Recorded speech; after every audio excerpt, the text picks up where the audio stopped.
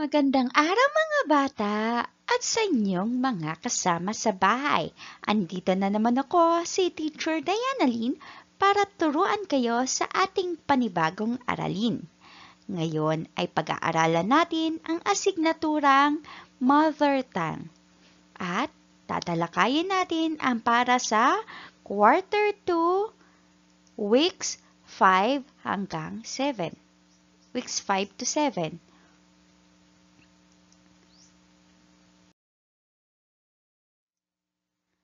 Ang ating aralin ay tungkol sa pagtukoy, pagbabahagi, at pagsasaltula ng mga pangyayari sa kwento. Pero bago natin pag-aaralan yan, narito muna ang mga layunin sa ating aralin. Sa pagtatapos ng aralin, ang mga mag-aaral ay inaasahan na una, natutukoy ang mga sanhi at bunga ng pangyayari sa kwento. Pangalawa, nasasabi ang sanhi ng pangyayari sa pangungusap. At ang huli ay natutukoy ang suliranin at solusyon sa kwento.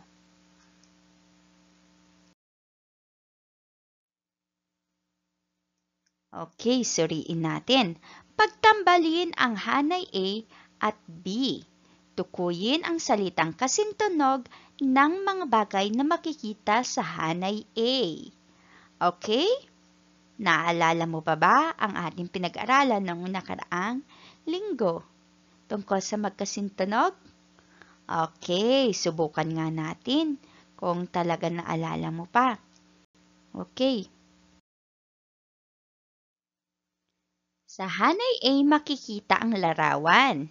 Sa hanay B ay makikita naman ang mga salita. Okay.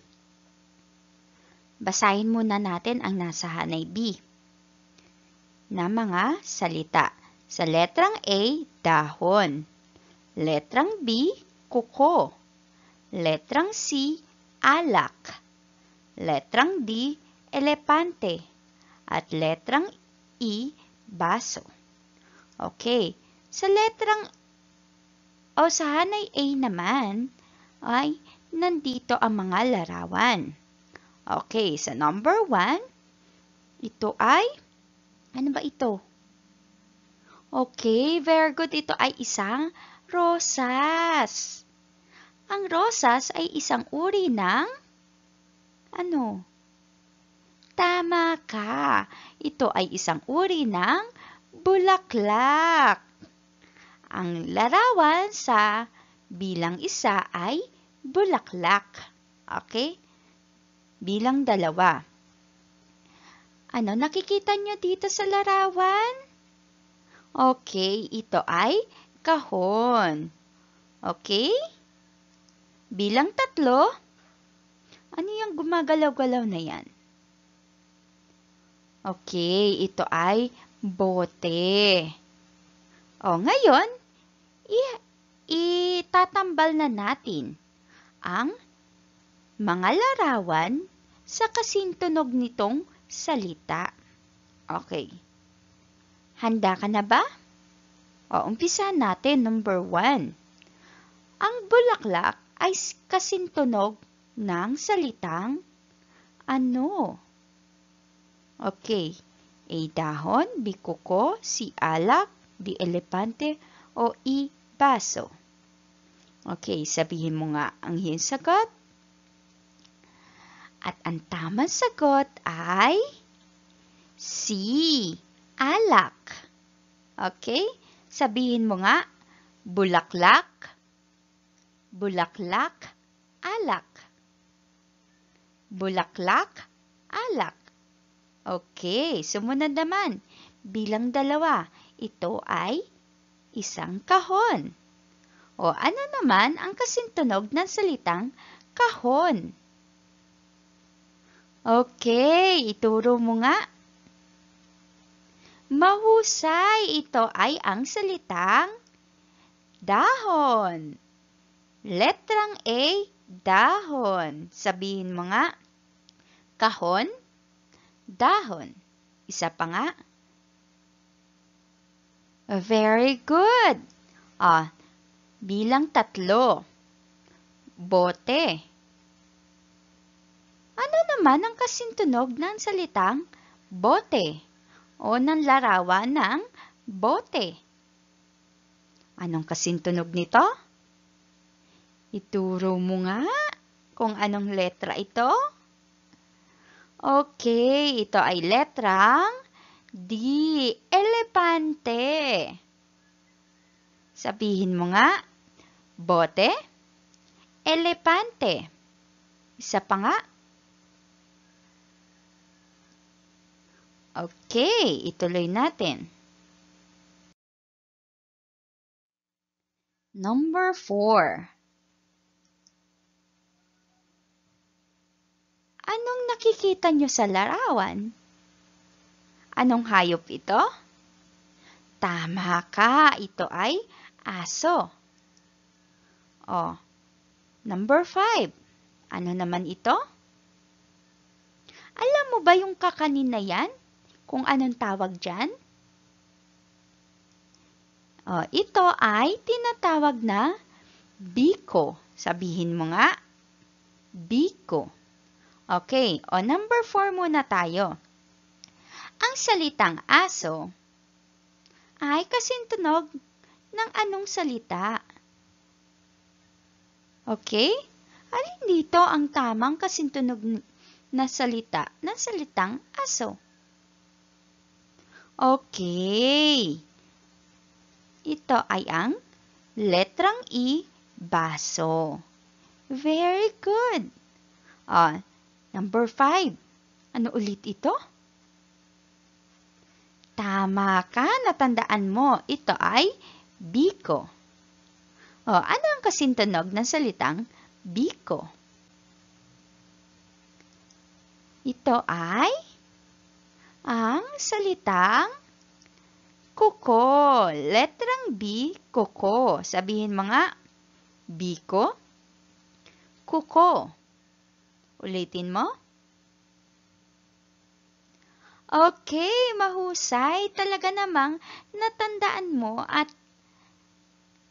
nalaman mo, natutuhan mo ang ating pinag-aralan noong nakaraang linggo tungkol sa magkasintunog na salita. Ngayon naman, subukin mo tukuyin ang isinasaad sa bawat pangungusap sa ibaba. Sabihin ang tamang sagot. Okay, handa ka na ba? Mag-umpisa na tayo. Number 1. Ito ay tumutukoy sa pinagmulan o dahilan ng isang pangyayari. Ito ba ay A, bunga, o B, sanhi? Piliin mo nga ang iyong sagot. Sabihin mo anong letra ito? Okay, at ang tamang sagot ay B, sanhi. Nakatama ka ba? Kung tama ka, magaling! Kasi alam mo na agad ito. Kung hindi naman, huwag kang mag-alala dahil isa yan sa mga pag-aaralan natin ngayon. Okay, para mas lubos mo yang maunawaan ang tungkol sa sanhi. Okay. Pangalawa. Ito ay isang malikhaing akda na maaaring guni-guni o kathang-isip lamang. A, kwento. B, dokumentaryo. Alin kaya dyan ang tamang sagot? Piliin mo nga. Ano ang iyong sagot? Tingnan nga natin kung tama ang iyong sagot. At ang tamang sagot ay ang letrang A, kwento. Nakatama ka ba sa iyong sagot? Kung tama ka, magaling! Dahil alam mo na ang kwento ay isang malikhaing akda na maaaring guni-guni o kaya katang-isip lamang. Pero kung hindi yan ang iyong sagot, huwag kang mag-alala dahil pag-aaralan natin ang tungkol sa kwento.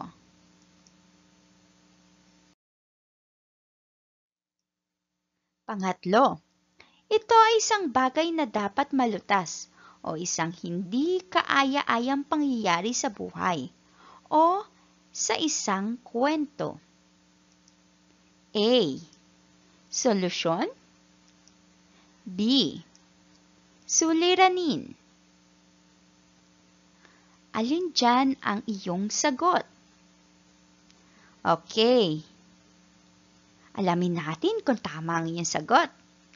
At ang tamang sagot ay B. Suliranin. Nakatama ka ba? Okay, kung tama ka, very good. Pero kung hindi ka naman nakatama, okay lang yan. Dahil yan ay isa din sa ating pag-aaralan ngayon.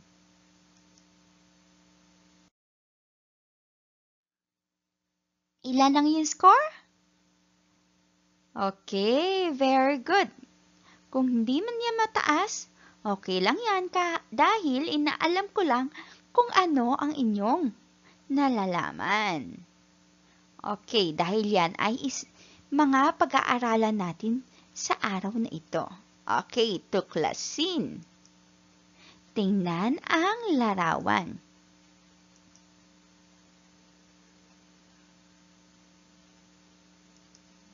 Nabasa mo na ba ang mga kwentong ito? Basahin nga natin ang mga pamagat ng kwento. Espesyal na lapis. Ulitin mo nga. Espesyal na lapis. Okay? Sumunod, ang paborito kong hugis. Ulitin mo nga ang pamagat ng kwento. Okay, sumunod naman. Bakit malungkot si Simong sa lungo? Okay. Sumunod naman, ang palayok ng bahaghari. Okay. Ilan lamang ang mga nasa larawan sa mga magagandang kwentong matutunghayan mo sa araling ito? Okay. Ang ilan dito ay ikukwento ni teacher. Ang kwento o ang bahagi ng kwento. Excited ka na ba? Kung excited ka na, umupo ka na maayos at ihanda mo ang iyong sarili sa pakikinig. Okay? Oh. Ngayon, ano nga pa ang ibig sabihin ng kwento? Sabihin mo nga kung ano ang naiisip mo tungkol sa salitang kwento. Sabihin mo sa iyong kasama sa bahay ang iyong sagot. Okay, alamin natin. Maliban sa sinabi kanina. Okay. Ang kwento ay isang malikhaing akda na maaaring likha ng isip o guni-guni. Maaari din namang mga kwento na hango sa totoong pangyayari sa buhay. Okay, pag sinabi nating kwento, yan ay malikhaing akda. Isinulat yan. Maaaring ito ay mula sa malikhaing pag-iisip o guni-guni o maaari naman na ito ay mula o hango sa totoong pangyayari sa buhay. Ikaw ba, meron ka bang kwentong naiisip? O maaari mo yan isulat para ikaw ay maging isang may akda. Kasi ang kwento ay isang malikhaing akda. Ang sumulat sa kwento ay tinatawag na may akda o author. Gusto mo ba maging author o may akda? Gusto mo ba magkaroon ng aklat? Okay, kung gusto mo, maaari mo nang umpisahan maggawa ng kwento.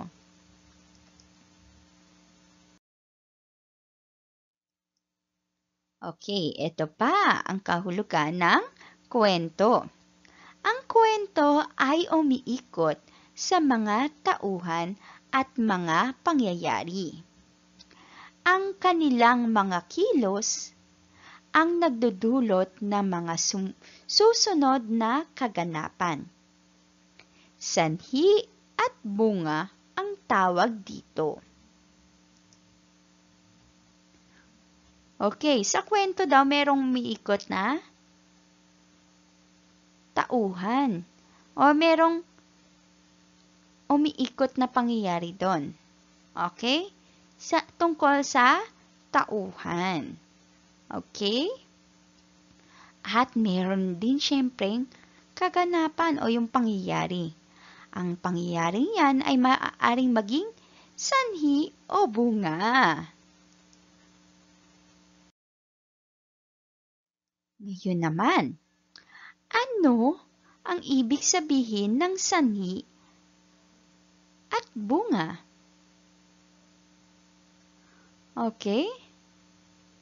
Kasi sabi, ang kanilang mga kilos ang nagdudulot ng mga susunod na kaganapan. Sanhi at bunga ang tawag dito.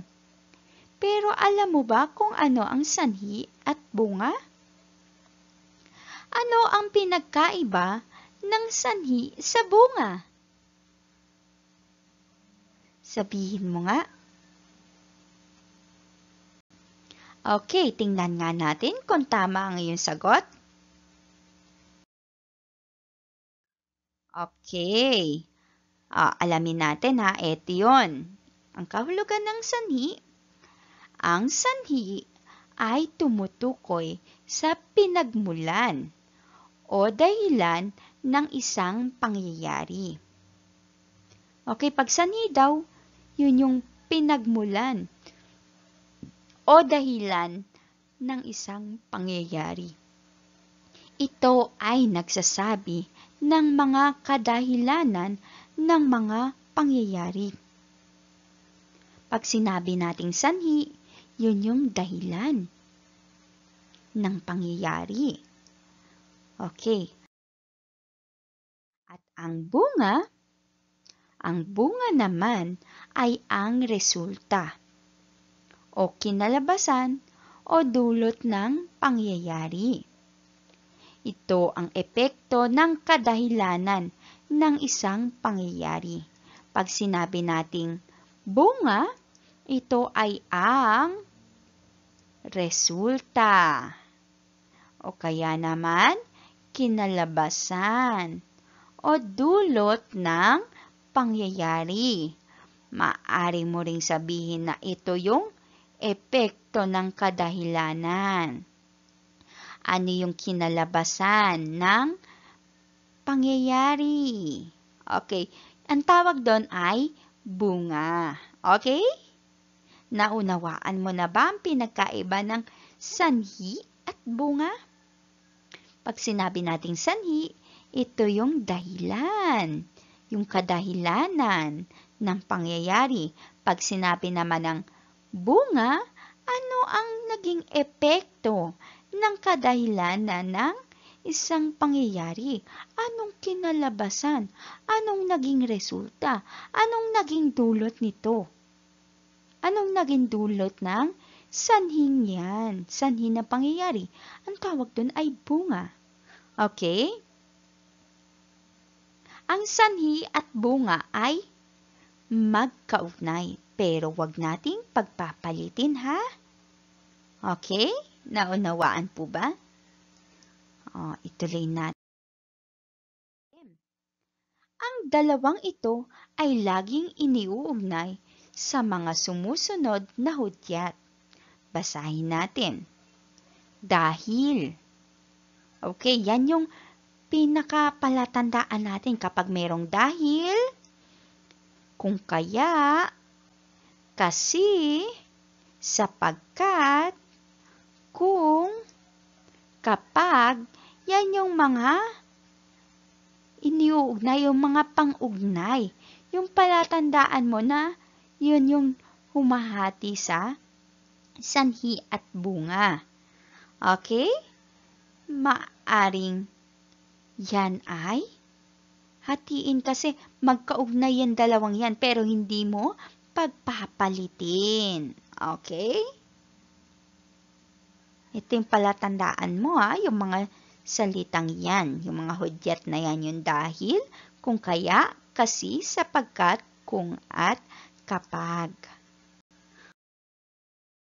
Okay, kapag nauuna ang sanhi. Okay. Halimbawa, hindi iningatan ni Totoy ang kanyang cellphone. Kaya, nasira ito agad. Okay, ang sanhi, hindi iningatan ni Totoy ang kanyang cellphone. Ano ang nangyari na naging resulta ng kadahilanang ito? Kaya, nasira ito agad. Okay?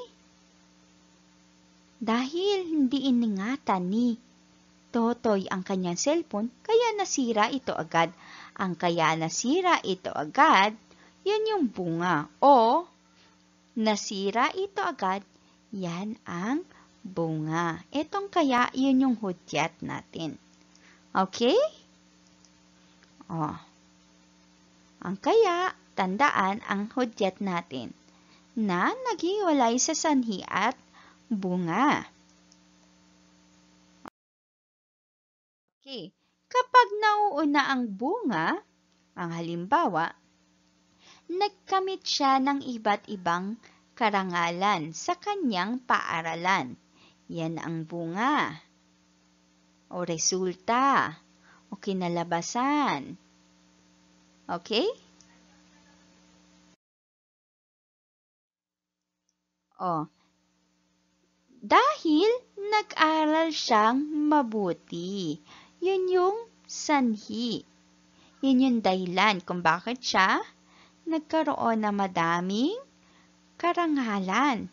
Dahil nag-aaral siyang mabuti. Naunawaan po ba? Yan ang sanhi. Nauna yung bunga. Kaya, yung dahil ay ginamit natin. Okay po?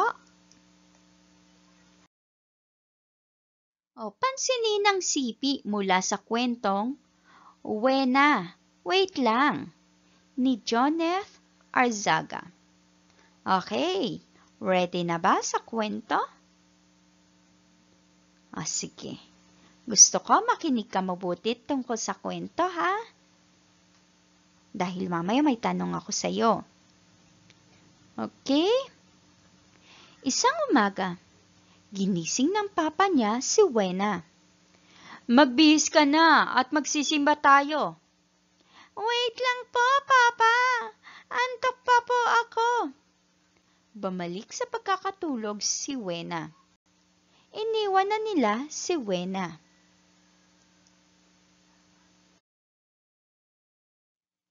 Ngayon, ano ang sanhi ng pangyayari?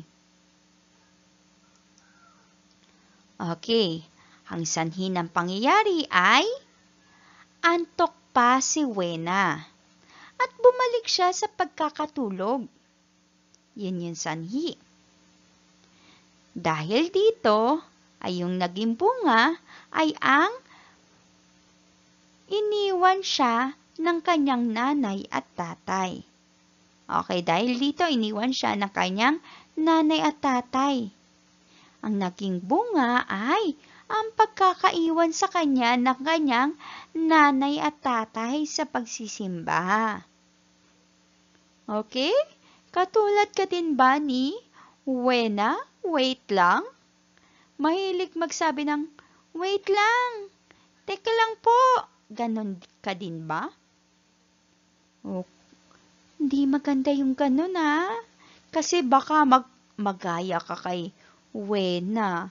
Hindi ka makasama sa pupuntahan ninyo. Okay, kung yan ay ginagawa mo, na mahilig ka magsabi ng wait lang po, teka lang po, iwasan mo na yan kasi maaaring magbunga yan ng hindi maganda. Okay? Nanawaan mo ba? O sige, ipagpatuloy natin. Ang ating hudyat ay yung dahil. Yan ay, kasunod nito ay ang bunga. Na dito iniwan, dahil dito iniwan siya ng kanyang nanay at tatay. Okay? O tandaan, ang bawat kwento ay nagtataglay rin ng mga problema o suliranin. Ang mga ito ay binibigyang sagot, lunas o solusyon ng mga tauhan sa kwento. Okay, sa kwento hindi yan puro kasiyahan. Meron din yang problema o suliranin dahil dyan umiikot yung pangyayari. Ito yung binibigyan ng sagot, lunas o solusyon ng tauhan sa kwento para maging mas maganda yung takbo o daloy ng kwento, di ba? Okay. Ngayon naman ay ang pagbasa natin sa akdang Bakit Malungkot si Simon sa Lunggo ni Jorely de A. Azores. Okay? Ready ka na? Sige. Napansin ko po kasi, ate, na ayaw ng mga tao sa aking anyo. Ang malulhaluhang tugon ni Simon. Ano po kaya ang dapat kong gawin para maging kaakit-akit sa kanilang paningin? Tanong niya. Wala kang dapat gawin upang maging kaakit-akit sa mata ng tao. Ang importante ay magampanan natin ang ating tungkulin sa kalikasan. Tayo ang kumakain ng lumot na sumisira sa mga koral. Gumuhit na ang ngiti sa mga labi ni Simon.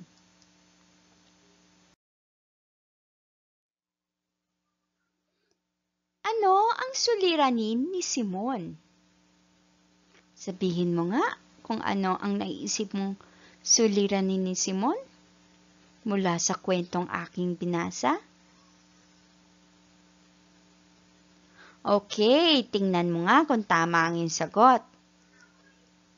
Ang suliranin ni Simon ay hindi raw siya kaaya-aya. Hindi raw maganda ang anyo niya. Ganyan din ba ang iyong sagot? Kung ganyan ang iyong sagot, tama ka. Sa buong kwento ay sinabi niya na hindi siya hinuli ng mangingisda. Mas pinili ang makulay na isda at pugita o yung ibang uri ng isda. Ano yung solusyon?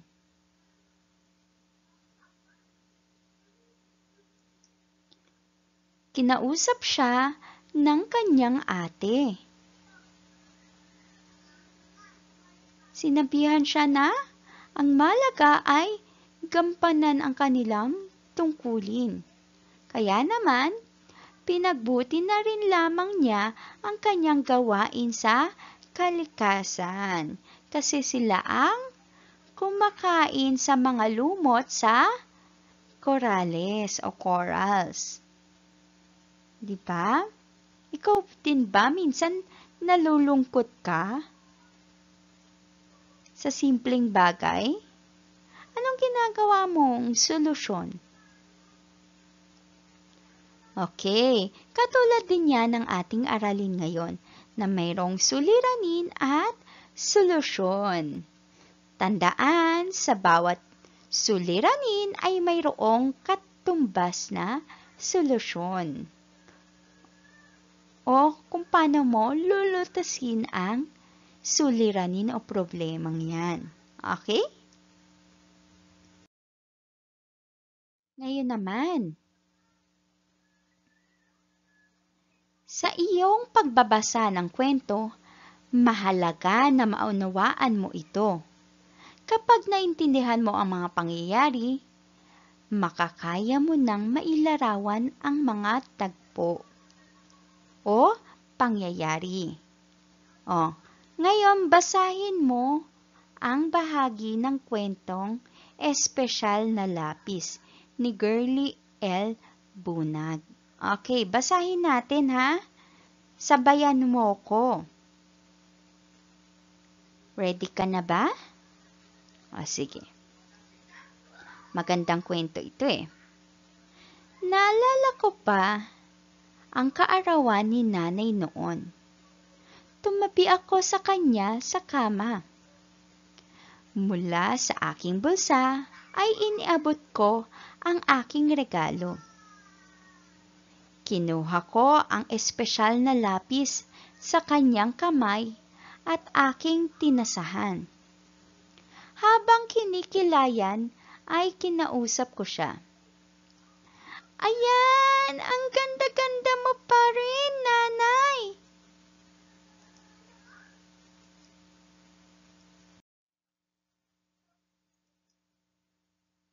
Masasabi mo na masaya ang tagpo dahil kaarawan ng nanay ng bata.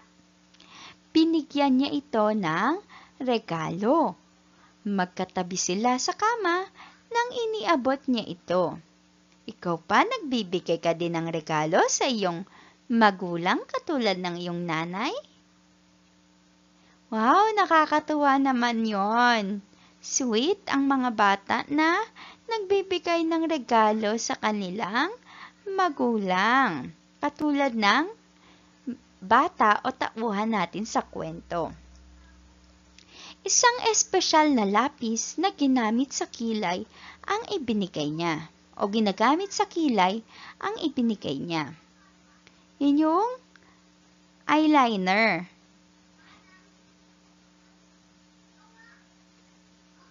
Okay, ginamit ito ng bata sa kanyang nanay. Inayusan niya ito. Pinuri ng bata ang magandang muka ng kanyang ina. Ito ay isang paglalarawan. Maganda rin na ibahagi mo ang kwentong iyong binasa sa iba. Malalaman din nila ang nangyari sa kwento kapag ginawa mo ito. Naranasan mo na ba magkwento sa ibang tao? O naranasan mo na bang magbasa ng kwento sa ibang tao? O sa iyong kapamilya? Okay. Paano mo ba ito gagawin? Tingnan ang akdang Ang paborito kong hugis ni Salvacion C. Montenegro. Ready ka na? Ang gagawin mo, tandaan mo ang mga pangyayari sa kwento ha, dahil ikukwento mo ulit ito. Kaya mo kaya? Sige, subukan natin ha. Ito yung kwento. Makinig ka mabuti ha. Sa lahat ng hugis na natutunan ko, bilog ang aking pinakagusto. Maraming bilog na bagay akong nakikita, kahit saan ako magpunta. Bilog din ang gaya-gayang salamin. Bilog ang dilaw ng pritong itlog. Bilog din ang kalamansi sa pansit luglog. Mga holen kong makukulay, bilog din pala. Bilog din ang mga mata kong papikit-pikit. Okay, paano mo ikukwento ang nabasa mo sa iba? Kaya mo bang ikwento ito? O sige, ito ang gagawin mo. Maaari kang magsimula sa tauhan. Ilarawan mo siya katulad ng anyo at iba pang katangian. Isa-isahin din ang mga pangyayari ayon sa pagkakasunod-sunod ng mga ito. Okay, maaari ka magkwento sa iba sa pamamagitan ng pag-uumpisa sa tauhan. Pagkatapos, ilalarawan mo, i-describe mo ang kanyang anyo. Anong itsura ng tauhan? Anong ugali niya? Anong katangian niya? Pagkatapos, isa-isahin mo na yung mga tagpo o yung mga pangyayari ayon sa pagkakasunod-sunod ng mga pangyayari. Naunawaan mo ba? Okay. Maaring ganito ang maging laman ng iyong pagkukwento. Sige, narito yung halimbawa. Ang kwento tungkol sa batang mahilig sa bilog. May isang batang lalaki. Siya ay mag-aaral na halos kasing edad ko rin. Maikli ang kanyang buhok. Ikwinento niya na bilog ang paborito niyang hugis. Natutuhan raw niya ito. Inisa-isa niyang banggitin ang mga nakikita niyang bilog sa paligid. Sinabi niyang bilog ang salamin, ang dilaw na bahagi ng pritong itlog, kalamansi, holen at maging ang kanyang mga mata. Okay, kailangan na matuto ka ring tumugon sa nababasa mong teksto o nilalaman ng kwento. Isa ring paraan upang maipakita mo ay sa pamamagitan ng pagsasadula ng pangyayari.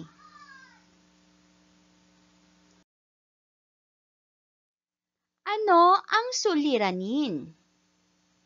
Sabihin mo nga kung ano ang suliranin. Sabihin mo sa kasama mo sa bahay. Okay. Tingnan natin Ang suliranin o problema ay isang bagay na dapat malutas o isang hindi kaaya-aya, hindi kasiya-siya o hindi kanais-nais na sitwasyon na kailangang maitama. O yun yung problema o suliranin. Okay? Sa ating buhay, marami tayong mga suliraning makikita at mararanasan. Subalit, hindi dapat tayo sumusuko kapag nakahanap tayo ng suliranin. Ito ay dahil ang suliranin ay isa lamang hamon para sa atin na kailangan nating harapin at bawat suliranin o problema ay may solusyon o kasagutan.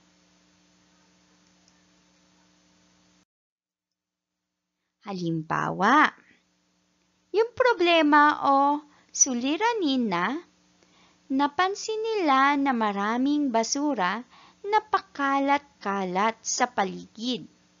Ano kaya ang maaaring solusyon dito? Sabihin mo nga, anong gagawin mo? Okay, maganda yan. Narito ang isang halimbawa ng solusyon. Okay, dapat magpulot ng basura at itapon sa tamang lagayan at hindi sa kung saan-saan. Okay, ganyan rin ba ang naisip mong solusyon? Okay.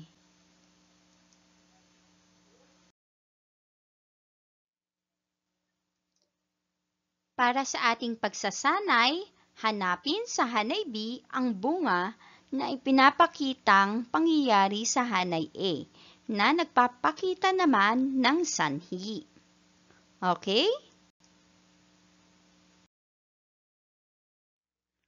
Okay, nandito yung Hanay B, yung mga bunga ng pangyayari. Letrang A, ang pinapakita sa larawan sa letrang A. Okay, tama ka, may sakit ang bata. Letrang B, ano ang nasa larawan? Okay, sumasakit ang ngipin niya. Maaaring nangingilo siya, magdudugo yung ngipin niya. Okay, letrang C. Ito ang dating itsura niya, pero ito na ngayon. Ano yung bunga niyan? Nagkaroon ng tagtuyot. Dati kasi, mayaman sa tubig dito. Mga berde pa ang mga halaman o puno. Ngayon naman, tuyong-tuyo na ang lupa. Kaya wala nang mga na tumutubong halaman. Nagkaroon ng tagtuyot. Letrang D, binaha. Okay. Dito naman sa Hanay A ang mga sanhi. Number 1. O, anong pinapakita sa unang larawan? Mayroong namumuong sama ng panahon. Tama ka. Number 2. Anong pinapakita dyan? Ito yung mundo. Ito ay temperatura. Ibig sabihin nito, mainit o napakainit na temperatura na nararanasan ng buong mundo o ng mundo. Okay? Number 3. Mayroong virus na COVID-19. Number 4. Yung bata ayaw niyang magpatanggal o magpabunot ng ngipin, tinatakbuhan niya yung dentista. Okay. Sige, hanapin natin ngayon kung ano ang kaugnay na bunga ng mga sanhing ito. Okay? Sige. Number 1. Ano kaya ang magiging bunga nito? O epekto nito? Okay, anong letra? At ang tamang sagot ay ang letrang D. Dahil may namumuong sama ng panahon, maaaring magkaroon ng baha. Yan yung maaaring maging bunga nito. Okay, sumunod naman. Number 2. Mataas na temperatura ng ating mundo. Anong magiging epekto o bunga sa ating paligid? Okay, ito ay letrang C. Magkakaroon ng tagtuyot. Number 3, mayroong virus na COVID-19. Ano ang magiging bunga? Okay, ito ay ang letrang A. Magkakaroon ng sakit ang mga tao na hindi ganoon kalakas ang immune system. O yung mga hindi nagsasagawa ng pag-iingat sa kalusugan. Okay, pang-4. Ano kaya maaaring maging bunga nito? Pag tinakbuhan mo yung dentista. Okay, ito ay ang letrang B. Sasakit pa rin ang ngipin mo. Ayan, sasakit pa rin ang ngipin mo. Maaring dumugo, o matanggalan ka ng ngipin, manghilo ka, o magkaroon ka pa ng iba pang sakit. Okay, sa bibig. O impeksyon. Naunawaan na ba ang sanhi at bunga? Okay, very good. Para sa ating gawain sa pagkatuto bilang isa, tukuyin kung sanhi o bunga ang may salungguhit na pangyayaring hinango sa kwento. Isulat ang S kung sanhi at B naman kung bunga. Okay, kapag sanhi, isulat ang S. Pag bunga, letrang B. Okay? Ulitin ko, isulat ang S kung sanhi at B naman kung bunga. Number 1. Hindi tumitingin sa daan si Kara. Nadapa tuloy siya. Ang may guhit ay, ang may salong guhit ay, nadapa tuloy siya. Ano kaya ito? Ang salita ang pangungusap na nadapa tuloy siya, yan ba ay sanhi, letrang S, o bunga, letrang B? Sabihin mo nga ang iyong sagot. At ang tamang sagot ay ang letrang B, bunga. Kasi hindi siya tumitingin sa dinadaanan niya, kaya ang naging bunga nito ay nadapa siya. Katulad ka rin ba ni Kara? Naku, kailangan nating tumingin sa ating dinadaanan. Okay. Number 2. Masayang-masaya si Philip. Binigyan kasi siya ng pasalubong ng kanyang ama. Okay, ano ba ito? S, sanhi, o B, bunga? Sabihin mo ang iyong sagot. S o B? At ang tamang sagot ay S, sanhi. Yun yung sanhi o dahilan kung bakit masayang-masaya si Philip. Dahil binigyan kasi siya ng pasalubong ng kanyang ama. Okay. Pangatlo, gusto na niyang umiyak sa takot nang makita ang papalapit na aso. Yan ba ay sanhi, S o bunga, B?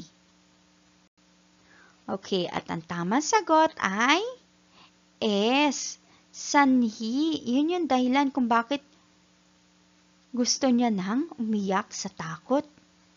Dahil may nakita siyang papalapit na aso. Okay, number 4. Pinarangalan si Jessa ng kanyang guro. Natapos niya kasing sagutin ang mga gawain sa module. Ikaw din ba nasasagot mo? Natatapos mo? Very good. Okay, tingnan natin ang sagot. Kung yan ba ay S, sanhi, o B, bunga. At ang tamang sagot ay B, bunga. Yun yung magiging resulta ng ating ginagawa. Maaari tayong parangalan. Okay, pinarangalan si Jessa ng kanyang guro.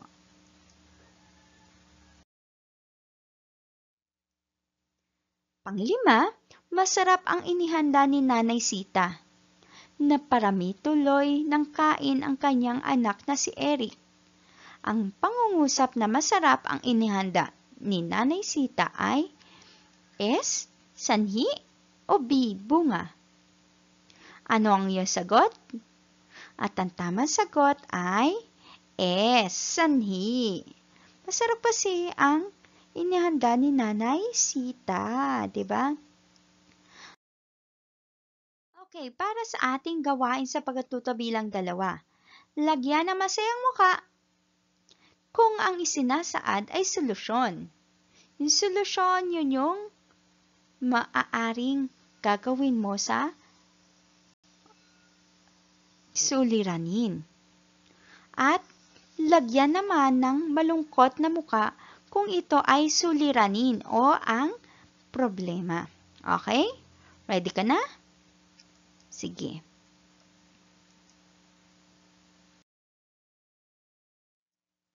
Number 1. Hindi alam ni Carol ang gagawin. Natatakot siyang mapagalitan sa pagkabasag ng salamin. Yan ba ay masayang muka o malungkot na muka? Okay, at ang tamang sagot ay malungkot na muka dahil yan ay kanyang suliranin o problema.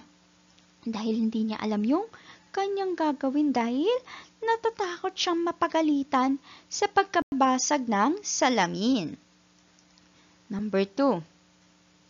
Aha! Alam ko na. Aaminin ko na kaagad kay nanay ang nangyari. Yan ba ay malungkot na muka, suliranin, o masayang muka, solusyon?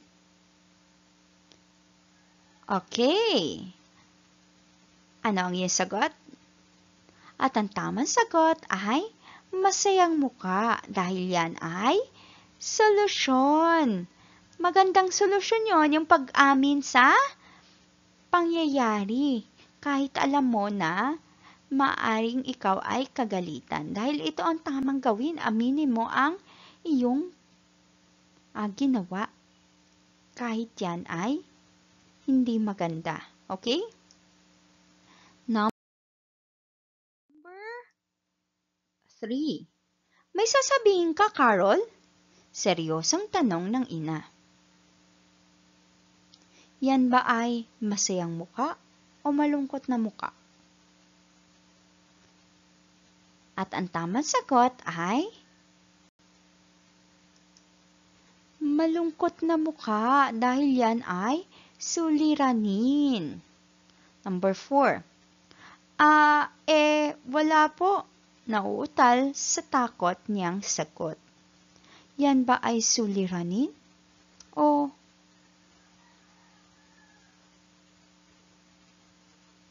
solusyon? Okay, malungkot na muka o masaya muka? At ang tamang sagot ay malungkot na muka dahil yan ay suliranin. Okay. Pang-5. Alam ko na ang nangyari. Huwag kang matakot. Papalitan na lamang natin. Mag-ingat ka sa susunod. Yan ba ay masayang muka kung solusyon o malungkot na muka kung suliranin? Ano ang iyong sagot? At ang tamang sagot ay masayang muka dahil ito ay solusyon. Ang solusyon nila sa nabasag ay papalitan na lamang. Okay? Tandaan, ang sanhi ay tumutukoy sa pinagmulan o dahilan ng isang pangyayari. Ito ay nagsasabi ng mga kadahilanan ng mga pangyayari. Ang bunga naman ay ang resulta o kinalabasan o dulot ng pangyayari. Ito ang epekto ng kadahilanan ng pangyayari.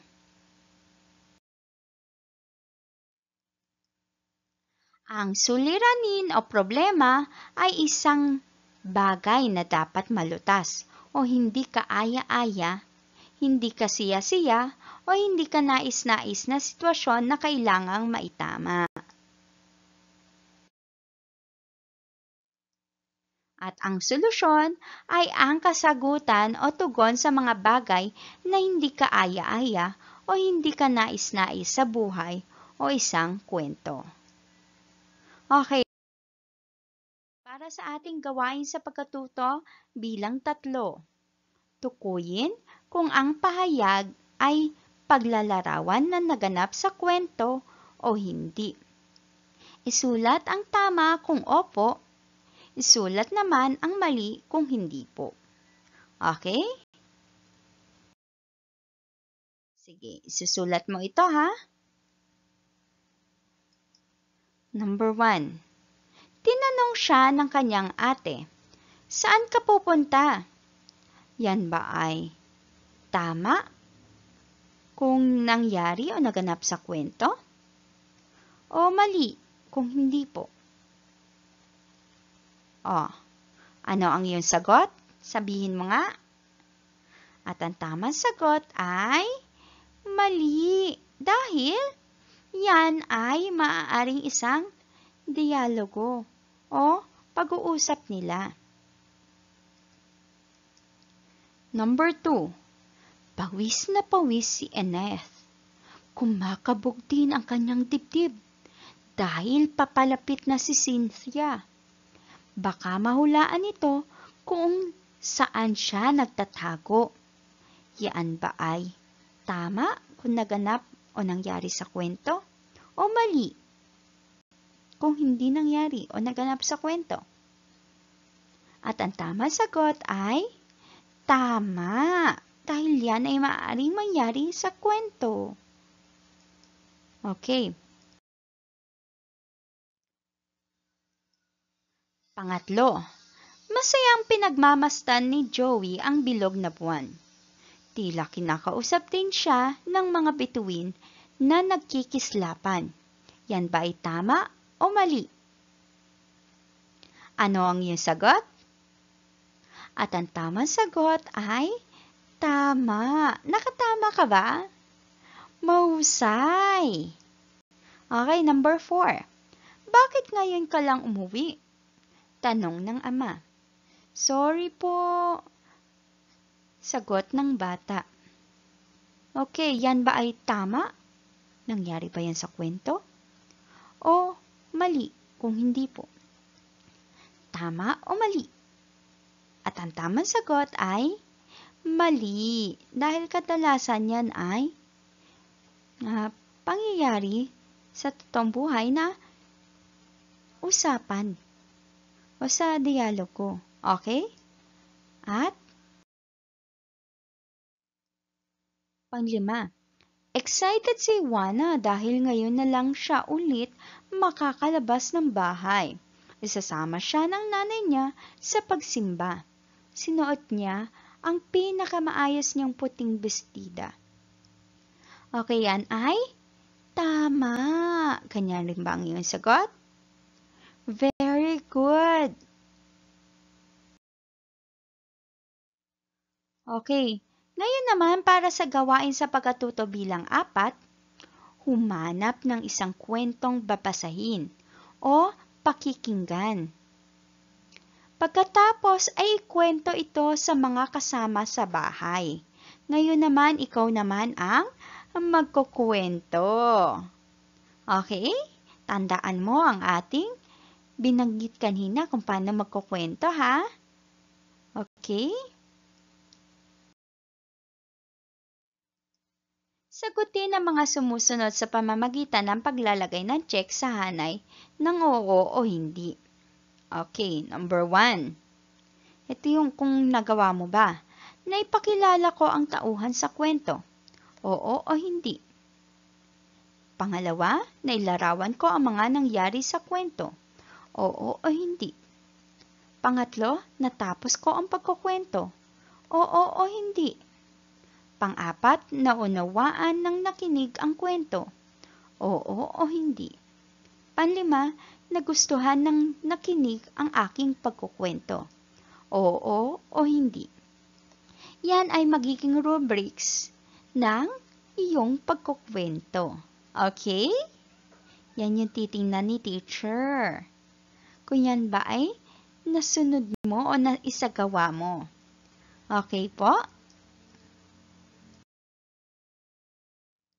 Okay, ngayon, natutuhan mo sa araling na ito ang tungkol sa mga malikhaing akda na tinatawag na K, patlang, W, patlang, N, patlang at patlang. Ano kayang salita yan? Isipin mo nga mabuti. Okay, kumpletuhin nga natin. Ano yung pangalawang letra? Sabihin mo nga. Okay? Sige, narinig ni teacher. Ang sagot mo ay letrang U. Tama yan. O, ano naman yung pang-apat na letra? Ito ay letrang E. Mahusay. Yung pang-anim na letra. Okay, ito ay letrang T. At ang panghuli ay letrang O. Yan ay ang salitang kwento. Sabihin mga kwento. Yan ay malikhaing akda na maaring mula sa guni-guni o malikhaing pag-isip o kaya naman ay mula sa totoong pangyayari sa buhay. Mainam na magbasa ka. Ibahagi mo rin ito sa iba. Maraming aral ang mapupulot mula sa mga kwento. Ikaw ba ay mahilig magbasa ng kwento? Kung ganon, mainam yan, mabuti yan. Dahil marami tayong napupulot mula sa kwento. Iba't ibang aral ang ating natututuhan mula sa iba't ibang kwento na ating nababasa o binasa. Okay? Thank you so much po sa inyong oras sa pakikinig. At dito po nagtatapos ang ating aralin sa Mother Tongue. Ako muli si Teacher Diana Lynn, ang inyong guro na nagtuturo sa bawat panibagong aralin. Hanggang sa susunod, paalam!